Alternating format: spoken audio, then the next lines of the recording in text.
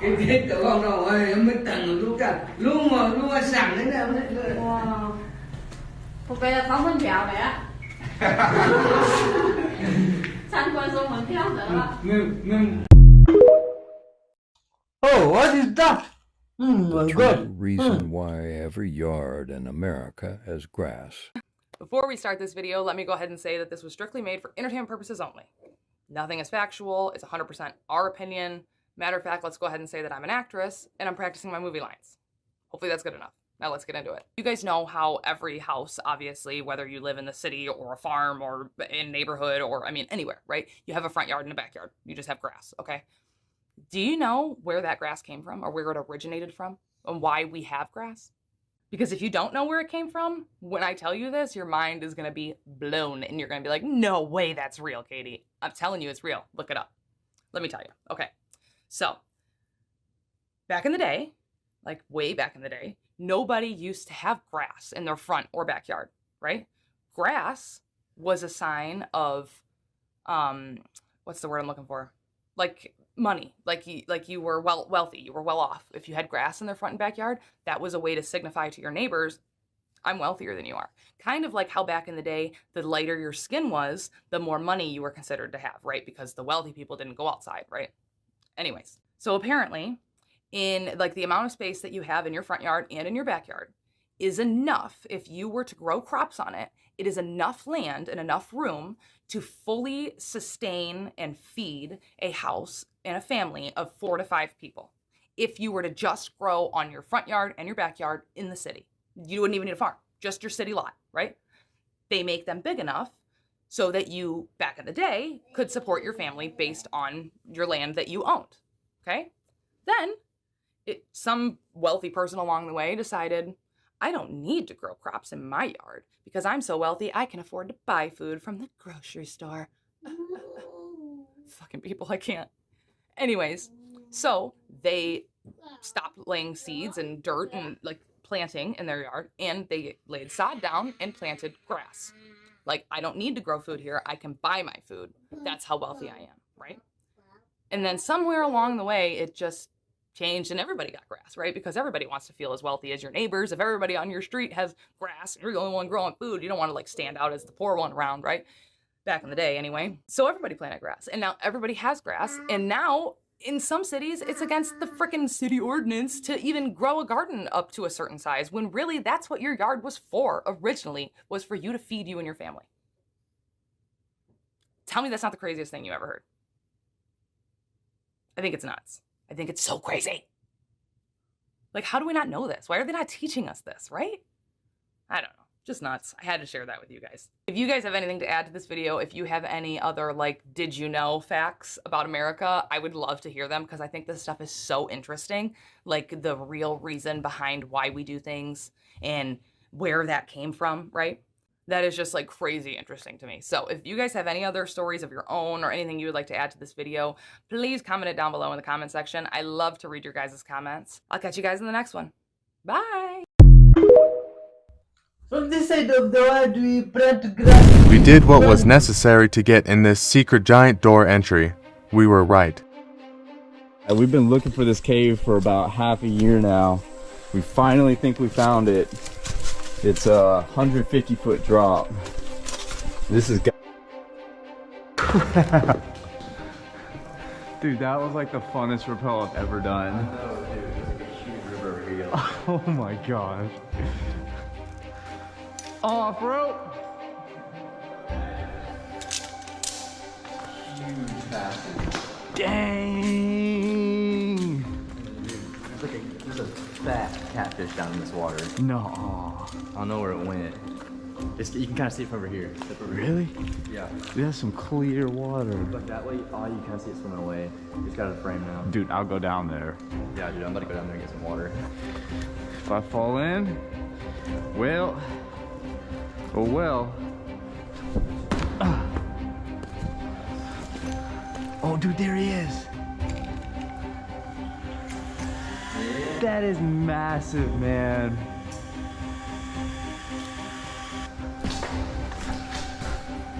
Oh, hey. There's trying. Just a spinning and a spinning. Hey! Woo! You made it. What did you say? Wait, you said something. No, I'm eating jerky. He's eating jerky. He didn't say anything. Dude, this place is massive.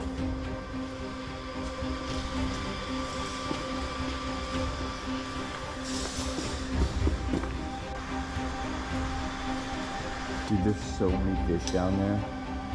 Like small fish just everywhere. Yeah. Follow to see more videos that will make you say what the fuck. Would you prefer? Would you go down Did you know such a biologically, tunnel? when you get angry, the reasoning process, thinking, is delayed literally by 10 seconds. How many seconds? 10. The thought process and the anger, they have a race. The anger comes out first, and literally within 10 seconds, your brain thinks. So if you are angry and you act upon the anger, you are delaying the thought process. You continue to get yourself angry. Each one is 10 seconds, 10 seconds, 10 seconds, 10 seconds. But if you can take from the moment you're angry, just wait 10 seconds somehow, just 10 seconds, you will find, subhanallah, you start thinking. And when you start thinking, you control that anger and direct it in the right place. Just look at people with road rage, for example. As soon as they get angry, they act upon it within the first 10 seconds. That's why problems happen. But if you can wait 10 seconds, you find yourself calming down and you start thinking. This is a biological fact. You start thinking. Another reason why people get angry is because you feel your right has been taken. Someone passed in front of you in the car. Take 10 seconds and then think, hold on a minute, I've done it to other people before. This person doesn't mean it, probably in a hurry, oh, just take it. It wasn't really personal. And suddenly your anger starts to calm down because you found a reason that, hold on a minute, it's not really personal. I have a question for you, fam. What are your thoughts on the CIA chief, the director, coming to visit us Africans, specifically Kenya and Somalia? Mr. William Burns, that's his name, he decided to visit East African nations at an interesting time. Just last week, we were talking about how East Africa is in shambles and we're fighting one another. It's like there's a lot going on in East Africa and just in general, even Horn of Africa. And now we hear CIA director is visiting us to talk about regional peace and security. What? Let me know what your thoughts are down below. I just saw this and it kind of resonates with me. Things aren't getting worse. The truth is just being revealed. Now let me explain my opinion on this. As for the things not getting worse, I'm not talking about the economy because we all know prices are through the roof. I'm not talking about the wars all over the world and Russia threatening to nuke NATO and the UK. I'm not talking about the political landscape where everybody has to hate each other if they have a different view. What I'm talking about is something I'm experiencing personally that some other people have told me they're experiencing too. Sleepless nights. I've had this for a few months. In the last few months, I probably had 3 really good nights of sleep. The rise in anxiety. My anxiety usually just hits like once or twice a month, but now it goes like this on a weekly scale. Yeah. But most of all, the feeling that something is wrong, or something is happening, or something big is coming around the corner. Maybe it's not gloom and doom after all. Maybe we're all just waking up to the world around us, what it really is and what it's really like. I don't know. Does this make any sense to you? Because this is how it kind of made sense to me. If you feel the same way I do, or you don't, just let me know in the comment section. Shabadoo Booshkis, Shabadoo! Oh, that's some good vibes here, man. Show us this and that, man. Look at this.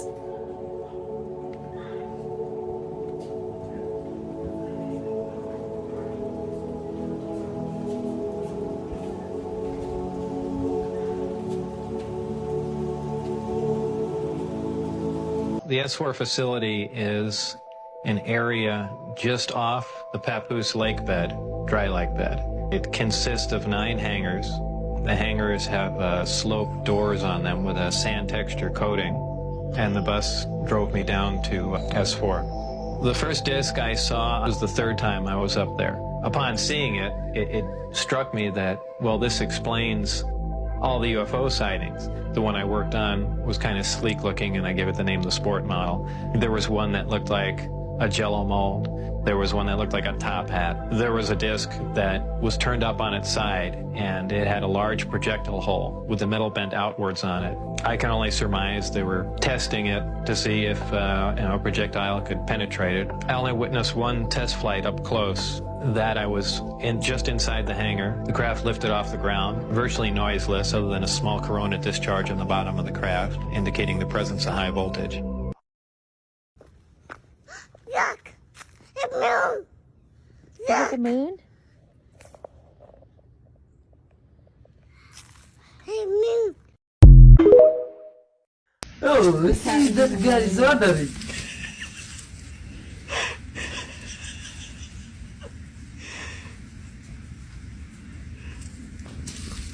This is the funniest thing on the planet. Travis took a video and this one shoved his nose in the camera too. I got a video. It's, no, I got it. It's so funny. Instagram.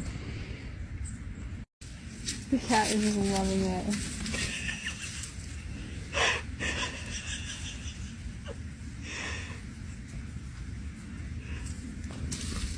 This is the funniest thing on the planet. Travis took a video and this one shoved his nose in the camera too. I got a video. It's, no, I got it's it. so funny. Instagram. The cat is just loving it.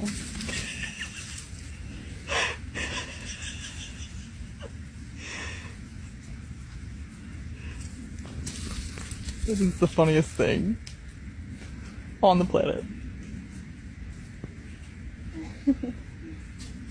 Travis took a video and this one shoved his nose in the camera too. I got a video. It's, no, I got it's it. so funny. Instagram.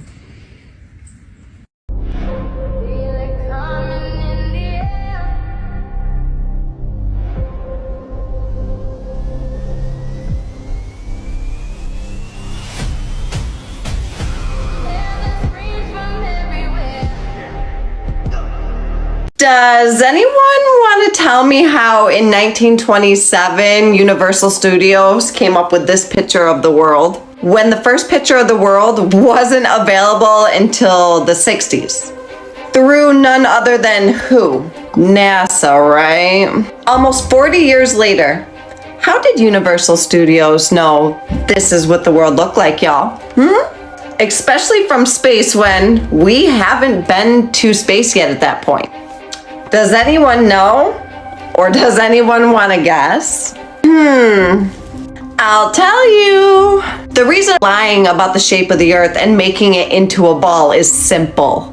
Because you can cut off any land you want and keep them hidden. Watch this demonstration. You tell me if this doesn't make fucking sense. Reason for lying about the shape of the earth and making it into a ball is because when you turn it into a ball, you can cut off any land you want and keep it hidden. For example, we will take this map, we will cut out a piece,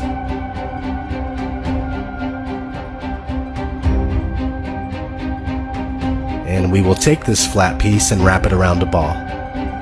Now this is where I tell you that this is all there is.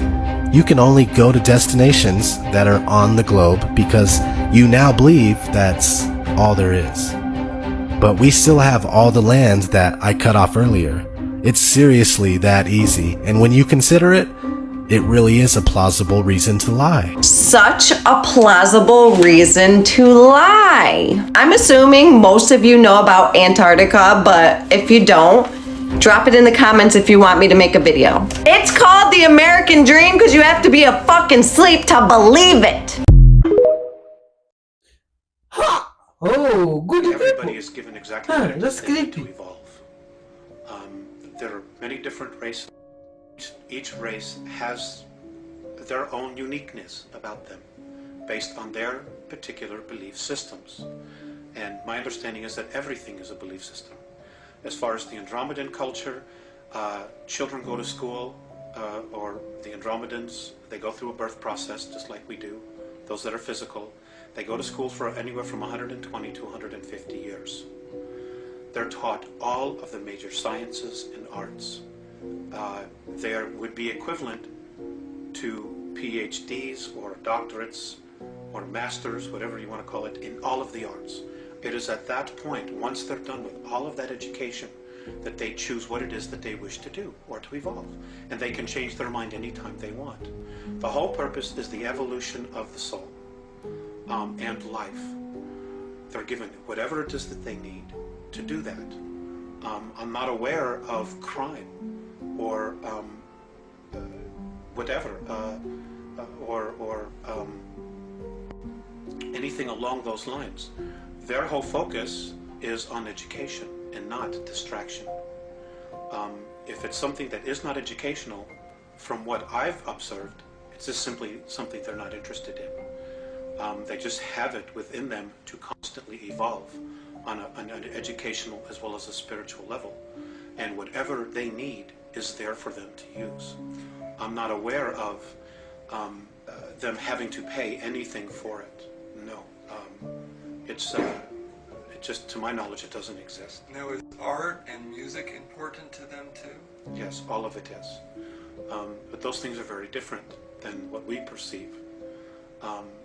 Art is creation to them. Things that are created out of thought, out of the isness, what they call isness. The Pleiadians call creation what we call God. Things that are created just by thought, by nature, they consider art. They use extensively holographic technology. Music, their music is of the universe, of what the music that certain planets make as they rotate around their sun, what different solar systems make as they revolve around their sun, and what whole systems, the sounds and energy that they create, to them that's their music. And then they put things together, different constellations, different star systems. They'll put those together and overlap them to create music. It's different than what we just pull out of thin air here. How have they expressed what their daily life is like? Is there a solar day for them, or is there a night or day, or what is their daily life like, or periods of life? There is really, to my knowledge, no set schedule. I'll give you the example of what I observed on one of their motherships. They don't require much sleep, to my knowledge, simply because I guess they're very healed. Their beings, their physical form, they're just incredibly healed. They're just in touch. There is no night and day. They don't need to experience that. Although I'm sure other races have that, but the Andromedans don't. They're just constantly stretching themselves, trying to evolve and experience more and more and more all the time. They're happy people. They don't have the extremes of emotions that we express here.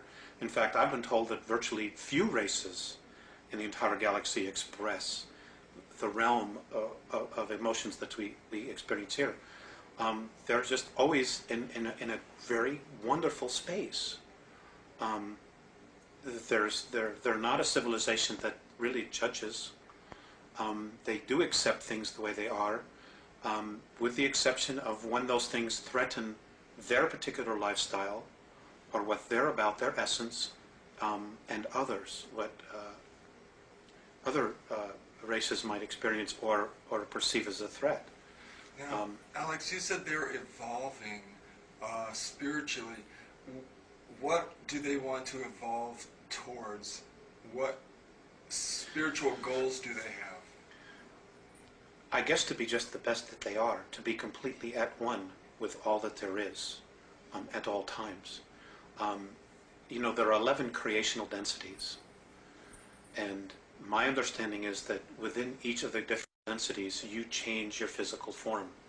Their goal as a race is to go from the densities that they experience, which are 3, 4, and 5, I guess, to move to 5, 6, 7, and 8, and then from there 8, 9, and 10, and then to 11, and now the new dimensional realm that's being created, 12, is just to continue to evolve. Nobody knows exactly what the ultimate goal is, because the essences that they're in touch with that are on 9th, 10th, and 11th are continuing to evolve. And now there's a 12th density that's being added to our universe, and they're being drawn up to experience this new density. So nobody really knows what the ultimate spiritual goal is. They themselves are still searching for what God is. They know it exists, but what it is, nobody really knows, which is why they call it the isness. It's just a force that's there. And how we perceive it is based on how we perceive ourselves and our own belief structures, belief systems. And that's how we use the energy to create. Now, you mentioned that they're in contact with essences from the 9th, 10th, and 11th? Yes. Can you describe what they describe these beings to be like to them, and what they would be like to human beings? It's just pure consciousness. What their daily lives are like, I don't know. I don't have any idea. Have they described them at all in any sort of detail to you? Just light. Just light. Just light. Oh, just light. Just light. That's all I know. Okay, now, what abilities do the Andromedans possess that exceed those of Earth humans? Oh man, that's mind-blowing. If we set a glass of water or any container of water in a ring, the water immediately begins to emit light. You can't see it with the naked eye, but it can be measured with various instruments. And we find full visible spectrum as well as ultraviolet being naturally emitted from the light under stimulation by this energy field. The other thing I do, I use my tools on energizing water, and that's absolutely fantastic. My energy level has gone up tremendously. Since we are light bodies and all of our communications within the body takes place through electrons or photons, the amount of photonic energy in the body is increased. Consequently, the energy level of the body is increased. So drinking water potentized with a ring has quite beneficial effects in both short and long term. I love the rings, and I have big rings underneath my bed, and I sleep over them. So I have them along the chakras, and I find that just helps me sleep really well. I also love the little rings that I can wear as bracelets. So if I have a long day typing at the computer, then I'll often put these on my arms, and I find that it just really helps me remain calm. And I've never, had any repetitive stress injury or any problems that are associated with a lot of computer use. I use it on my food as well. I put the food on a plate and that on top of the rings. I find with fruit, for example, when I had some friends round and I cut up some apples and some pears, and after a few minutes, these apples, they go brown. Well, my friend Jackie came round and she said, hang on a minute, how long have these apples been on the plate for? They're not going brown. I said, I know. They're on these rings. So it's fantastic. They seem to give extra life force, energy. And, as we're made out of water, we're mainly water, it has a wonderful effect on you. Oh man, did you know that, good people? Civilization were more advanced. Oh.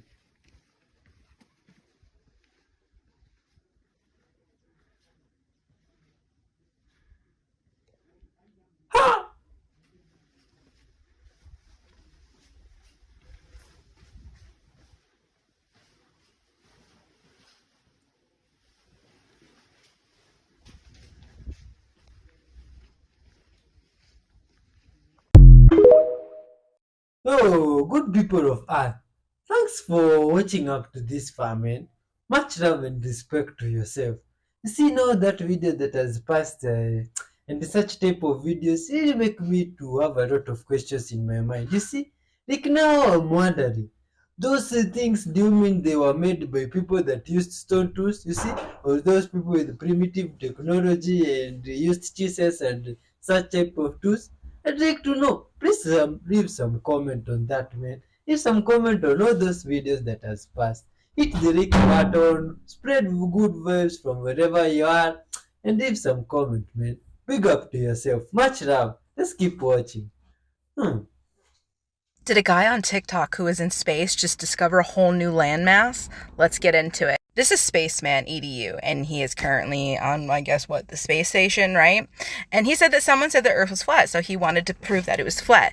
Now, I have a couple things here that I would like to question, and truly, honestly, I believe everybody should be questioning this. One of the debates and debunks when it comes to flat and sphere is the fact that people use fisheye lens. Now, if you want to speak truth, and question being, why do you have a fisheye lens, okay? You can clearly see in your video when you move around the fisheye lens being used. We all want to come to the truth here, then we got to be 100% honest, okay? You have curvature in all of your things. Now, not everybody may see it, but I am a graphic designer, so I see the minute. You can clearly see the curvature in everything around you. Literally. Do you see the amount of space here compared to the amount of space here between the wall and that piece of metal? This is already showing you a line of curvature. So that means that you are seeing a minute curvature. Even go over here and look at this.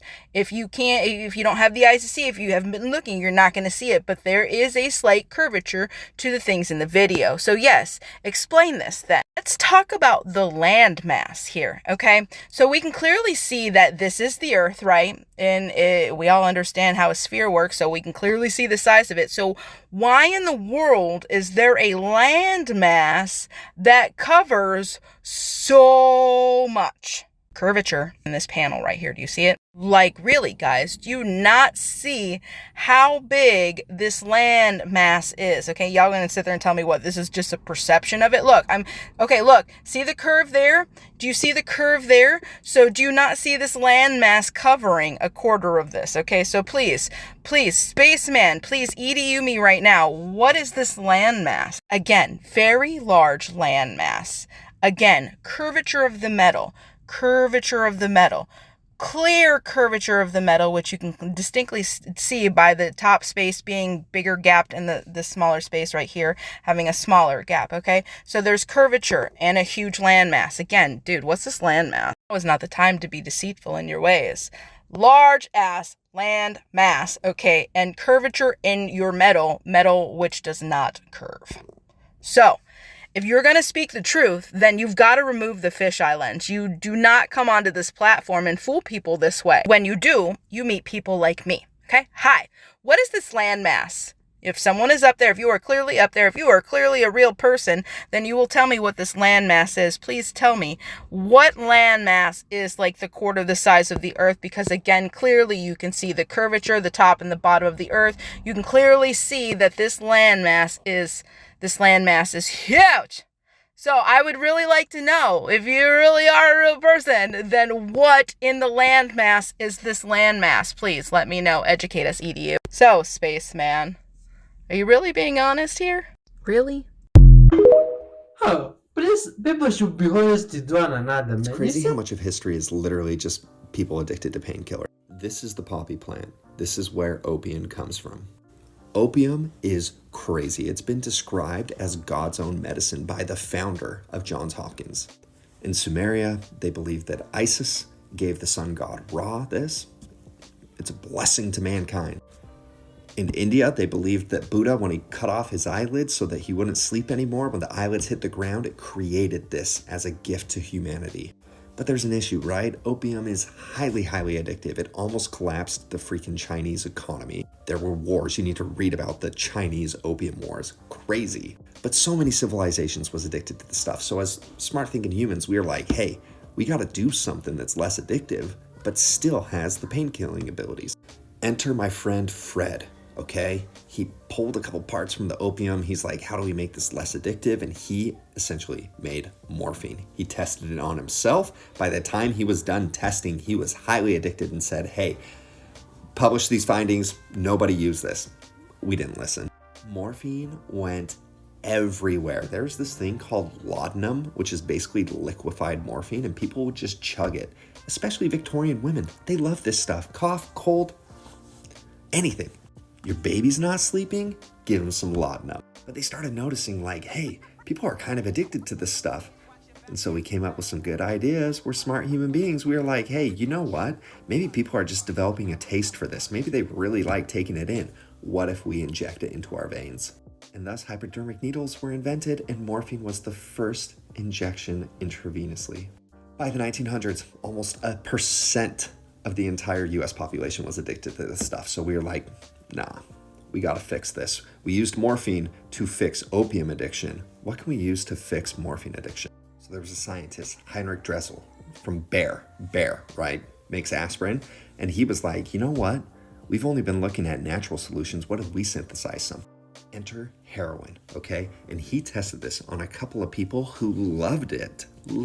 Tested on a couple of animals, did it for like a week or two, went to a conference, and he was like, we solved it. We freaking solved it. We solved morphine addiction. This is all the painkiller, non-addictive whatsoever. And it went everywhere. Heroin was available over the counter. You could not get aspirin over the counter, but you could get heroin. Here's some of their ads. You can see right here, oh, little baby girl's got a tummy ache. Just give her some heroin. What's the matter, sweetheart? You got a little bronchitis? Let me give you a little heroin. What could go wrong? Bayer claims, listen to this, it treats colds, headaches, pneumonia, and many other ailments. And the best thing is, it's non-habit forming. Obviously, the truth came out. No, heroin was not a solve for morphine addiction. But now, everybody's addicted to heroin, so we needed to make something that's going to fix that. Enter oxycodone. And the rest is freaking history. If you guys haven't seen the documentary about OxyContin on Hulu, I believe, oh my gosh, but it's insane. It's insane for me. It's like the more research you do, the more you realize with stuff like this, it's like we don't cure addictions. We just move one addiction to another. Now, there are things out there that have been proven to cure addictions, have been very beneficial to people, but those drugs are also banned. And they're not habit forming. That's interesting. Huh. Oh my god. 26, bro. I'm 26. My mom kept me away from my dad for 26 years. You know what kept me away from him? My mom told me that my dad said I was a mistake and kept me away from my father. Every time, this been looking for me since I was a kid. Yeah. He's been looking for me. I finally talked to my dad. He's a good dude. My mom told me my dad has not paid child support since I was a kid. I finally meet this. He has envelopes full of shit proof showing he been paying child support. My mom calls me. What you doing, baby? What's going on? I'm at my dad's house. What the fuck you doing at the house? Didn't I say don't discuss family business? My dad bust through the door and snatched the phone. I was trying to, no. He's like, hello? Put my son back on the phone. No, it's my son too. What do you want?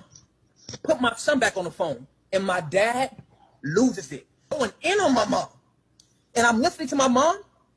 All that slapping, abuse, and beating me up, choking me when I'm on the floor, beating me with belts, wrapping hangers around other hangers. My mom turned into a 2-year-old little girl when my dad started talking to her. She talked to me like my entire life.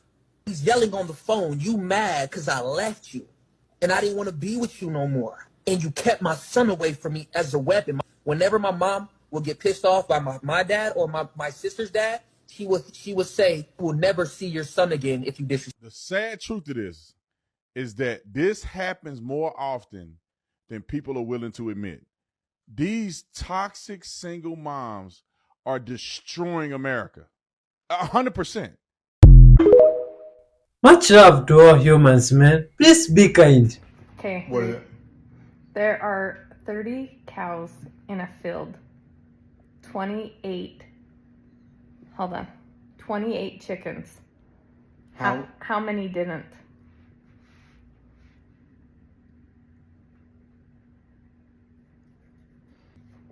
There are 30 cows in a field. 28 chickens. How many didn't? There's not enough information. Listen. There are 30 cows in a field. Yeah. 28 chickens. Okay. 20 of those cows ate chickens. Is that what you're talking about? So how many didn't? I don't know. You were so good. You got that right away. What can I say? Look at you. That was so good. That's interesting, man. What's going on here? Oh, some good vibes guy decided to help some elephants and place there. That was cut. that was stuck somewhere. Oh man, you see, this is nice, man. This is some good vibes, guy. You see, they came to rescue these animals, and this is nice. Yo, good people of Earth, from wherever you are watching from, please be kind and loving to nature and to the environment, to animals, even to those around you. See, that way we can have a world full of good vibes and love. Like this wonderful soul here doing this. This is incredible.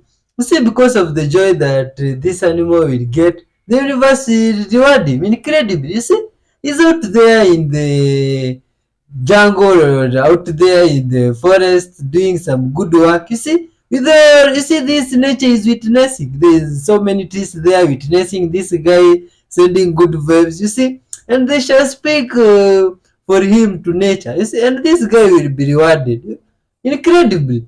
Oh, this is nice, man. This is good vibes.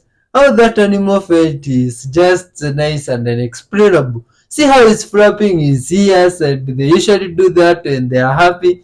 And it's just nice. You can see the amount of joy that this animal have got. You see? Oh, for sure this guy will be rewarded. Just like yourself for watching up to this far. And even hitting the like button and leaving some comments there. Definitely, the universe will reward you incredibly. And God will bless you. Thank you very much, man. You're always loved and respected. And you mean the most to this channel. You see? Hit the like button so that this video may reach a lot of people out there, to the whole world, so that you can all spread love. Imagine a world where everybody loves you the way you love yourself. You see? That way everybody could be, everything could be nice and wonderful.